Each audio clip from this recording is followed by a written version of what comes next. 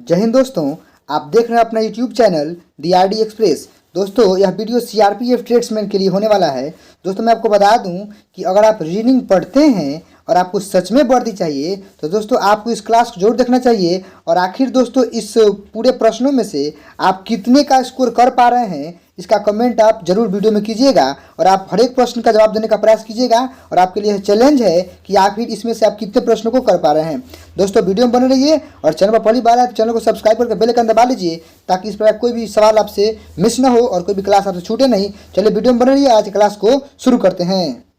चलिए दोस्तों, आज के अपने पहले प्रश्न को लेते हैं। और पहला प्रश्न क्या कह रहा है कि निम्नलिखित प्रश्न में दिए गए विकल्प में से संबंधित शब्द युग्म को चुनिए। कह रहा है कि दाब पास्कल, तो इनमें से क्या होगा।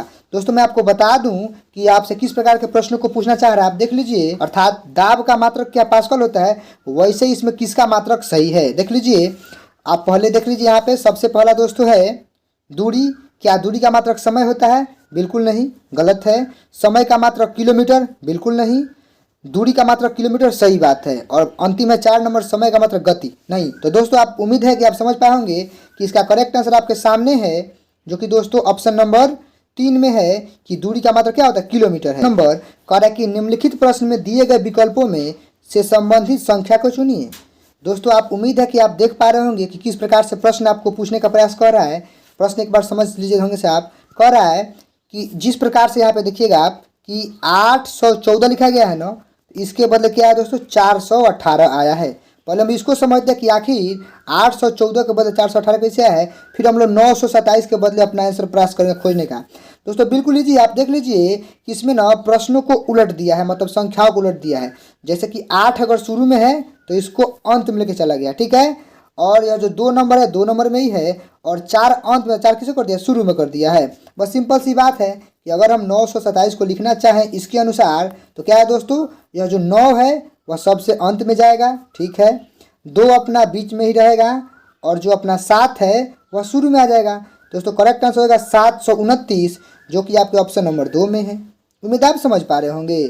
आगे बढ़ते हैं क्वेश्चन नंबर 3 के लिए। दोस्तों अपना 3 नंबर प्रश्न देखिए। कह रहा है कि निम्नलिखित प्रश्न में दिए गए विकल्पों में से संबंधित अक्षरों को चुनिए। कह रहा है कि दोस्तों MAN के बदले अगर NSQ लिखा जाए तो TAP के बदले क्या लिखा जाएगा। दोस्तों मैं आपको बता देना चाहता हूँ कि इस प्रश्न को आप अपने से पढ़ने का प्रयास कीजिएगा, और नहीं तो दोस्तों चलिए देखते हैं इस प्रश्न को आखिर कैसे किया जाएगा, ठीक है।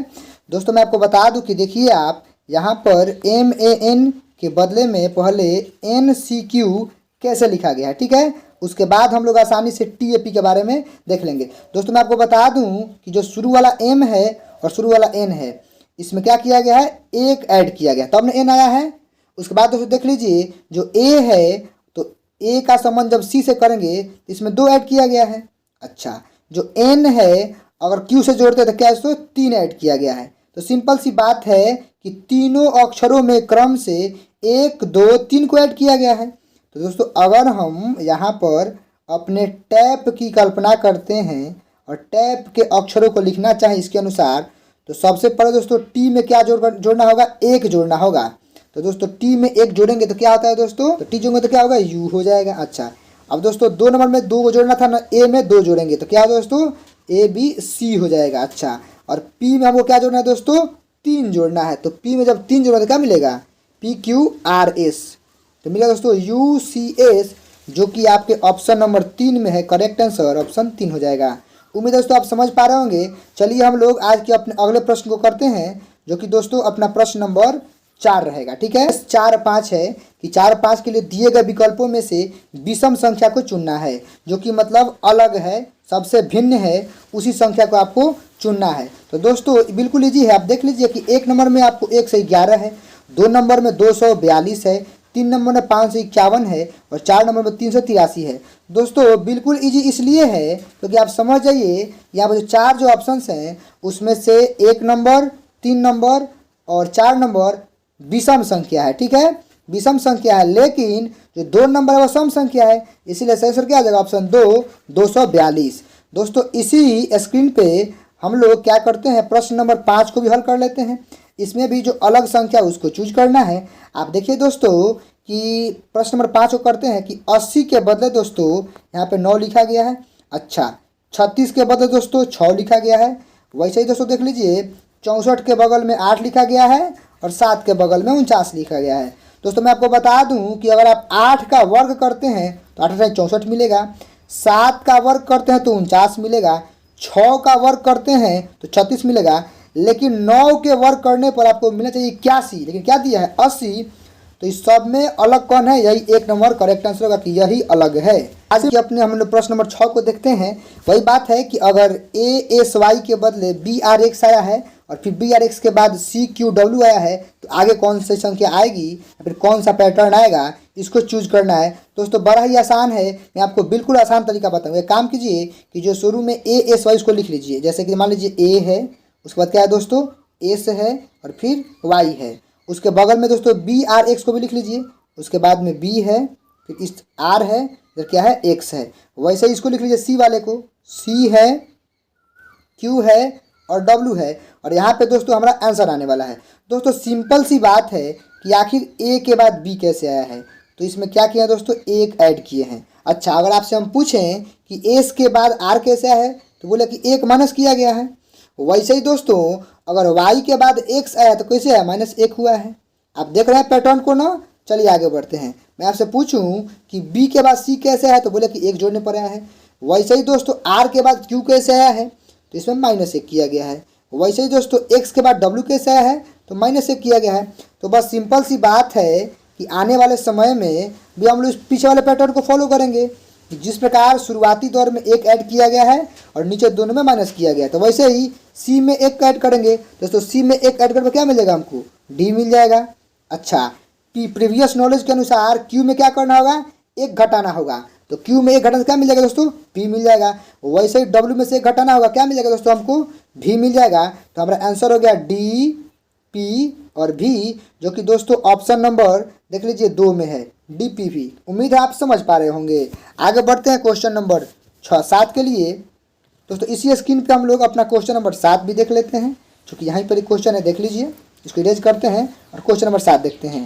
दोस्तों देखिए क्वेश्चन नंबर 7 क्या कर रहा है, कह रहा है कि 56 है, फिर 42 है, 30 है, 20 है, तो आगे क्या संख्या आएगी। बिल्कुल लीजिए दोस्तों, क्या करते हैं हम लोग पहले अपने अंकों को लिखते हैं कि सबसे पहले 56 है, उसके बाद 42 है, उसके बाद 30 है, उसके बाद 20 है, तो उसके बाद क्या आने वाला है। दोस्तों इसमें बस पैटर्न को देखना है कि आखिर 56 के बाद 42 कैसे आया है। दोस्तों इसमें क्या हुआ है, 14 को घटाया गया है।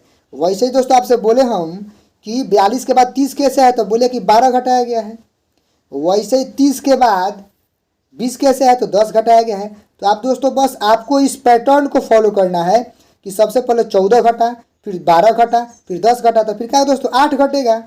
तो आप समझ जाइए कि 20 में से 8 घटने पर क्या मिलेगा दोस्तों, आपको 12 मिल जाएगा, जो कि ऑप्शन नंबर 2 में है। उम्मीद है आप समझ पा रहे होंगे। कि अपने प्रश्न नंबर 8 को देखते हैं। कह रहा है कि निम्नलिखित शब्दों को शब्दकोश में आने वाले क्रम के अनुसार लिखिए।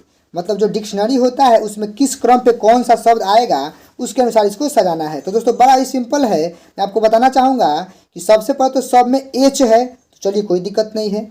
सबसे पहले सब में तो एच होगा ही होगा, क्योंकि एच है, ये है। चलिए मैं आपको बताना चाहता हूँ कि ये जो एच के बाद दोस्तों ए है, तो चलिए यहाँ पर ए है, यहाँ पर आई है। आई वाला तो होगा नहीं, क्योंकि आपको पता हो कि एच है उसके बाद ए आएगा, ठीक है।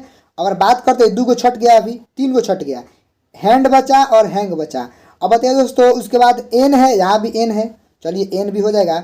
लेकिन यहाँ पे डी है, यहाँ पे जी है, तो पहले डी आता है कि पहले जी आता है, पहले डी आता है। तो समझिए कि सबसे पहला अक्षर क्या है दोस्तों, हैंड हो जाएगा। तो मैं यहाँ पे आपके आंसर को लिख देना कि सबसे पहले तो 1 नंबर हो जाएगा हैंड। चलिए इरेज करते हैं और आगे देखते हैं कि इसके बाद क्या होगा। तो दोस्तों सिंपल सी बात है कि जब सबसे पहले हैंड हो जाएगा तो उसके बाद हैंग होगा ही, क्योंकि इसी की तुलना में आया था ए है, ये है, तो 2 नंबर पे 2 हो जाएगा। चलिए 2 करेक्ट है।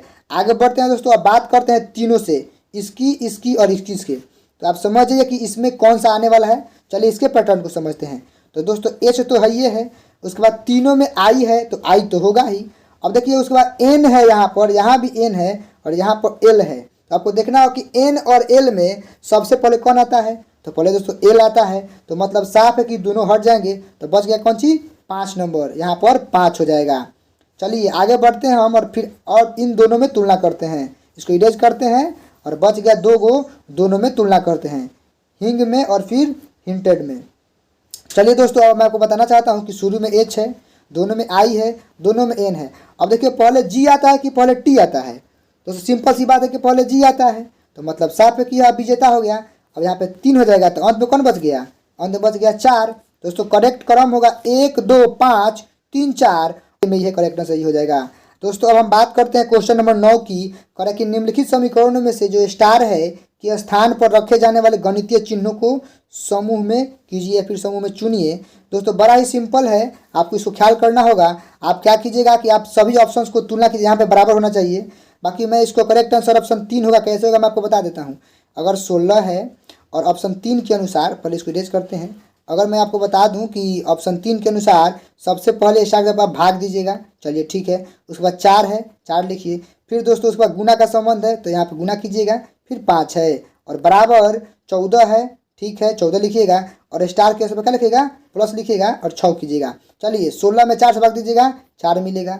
और गुना 5 कीजिएगा, बराबर 14 6 कितना होता है? 20 होता है। वैसे भी आपको 5 चौका 20 मिलेगा, बराबर 20 मिलेगा। इक्वेशन सही है, करेक्ट आंसर ऑप्शन 3 होगा, ये करेक्ट आंसर होगा। तो इसका हल करना बड़ा ही इजी है, आपको ऐसे हल करना होगा, ठीक है। समझिए कि 8 6 और 9 को में क्या किया गया है कि आपको 39 मिला है। वैसे ही 7 9 के साथ क्या किया कि 52 मिला है, वैसे इसको करना है। तो दोस्तों इसको हम करके दिखाते हैं आपको, आप गौर कीजिएगा। ठीक है दोस्तों, जो 8 6 9 है उसके साथ हम चलते हैं। हम क्या करेंगे दोस्तों, 8 में 6 से गुना करेंगे, उसमें से 9 घटा लेंगे, तो हमें आसानी से 39 मिल जाएगा। देख लीजिए आप, 8 6 48, 48 में से 9 घटाने पर क्या मिलेगा दोस्तों? आपको 39 मिल जाएगा। तो आपने क्या सीखा है कि दोनों का ऊपर का गुना हो रहा है, ये घट रहा है। चलिए हम आगे को देखते हैं, इस वाले को देखते हैं। सेम करेंगे, 9 में 7 से गुना करेंगे और 11 घटा लेंगे, तो हमको मिल जाएगा 52। नहीं विश्वास तो देख लीजिए, 9 7 63 और 11 घटे क्या मिलेगा आपको? 52 मिल जाएगा। दोस्तों बस ऐसे ही तो करना है। अगले सवाल को देखिए, हम करके दिखाते हैं आपको कि अगला जो सवाल है वो कैसे होगा। चलिए दोस्तों देख लीजिए, हमको करना क्या होगा दोस्तों कि 9 में आपको 8 से गुना करना होगा और जो खाली स्थान उसको घटा लीजिए, और क्या मिलना चाहिए? 59 मिलना चाहिए।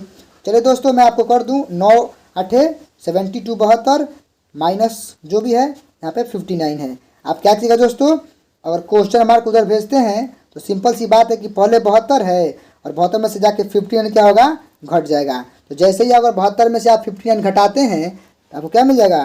13, जो कि ऑप्शन नंबर 4 में है। उम्मीद है दोस्तों आप कर पाए होंगे इन सवालों को। अगर वीडियो अच्छी लगे तो वीडियो को लाइक करके चैनल सब्सक्राइब करके जुड़ जाइए। और दोस्तों अगर आपको वर्दी चाहिए तो एक्चुअल में आप मेरे साथ जुड़ जाइए, हम आपकी तैयारी को बेहतर करने का प्रयास करेंगे। मिलते हैं अगली वीडियो में अगले टॉपिक के साथ, तब तक के लिए टेक केयर, थैंक यू, जय हिंद, वंदे मातरम।